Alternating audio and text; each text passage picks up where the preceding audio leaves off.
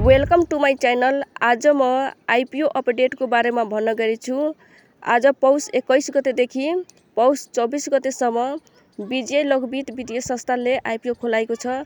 यसमा minimum 10 कितादेखि maximum 1000 किता apply गर्न सक्नुहुनेछ रु 100 को दरले।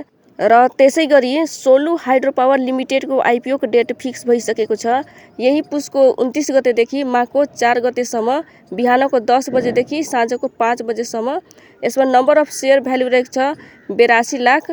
पर किता सेयर भ्यालु 100 रुपियाँ को दरले खुल्नेछ। 10 किताको लागि हजुरहरूले 1000 रुपियाँ जम्मा गरेर राख्नुहोला। त्यसै गरी सूर्यकुण्ड हाइड्रो इलेक्ट्रिक लिमिटेडले आईपीओ भोलि बाँडफाँड हुने भएको छ। कम्पनीले वैदेशिक रोजगारीमा रहेका नेपालीहरूका लागि निष्कासन गरेको आईपीओ मङ्गलबार बाँडफाँड गर्ने भयो। बिक्री प्रबन्धक कुमारी क्यापिटल अनुसार मङ्गलबार बिहान 11 बजे क्यापिटलकै कार्यालय सेयर बाँडफाँडको कार्यक्रम तय गरिएको छ।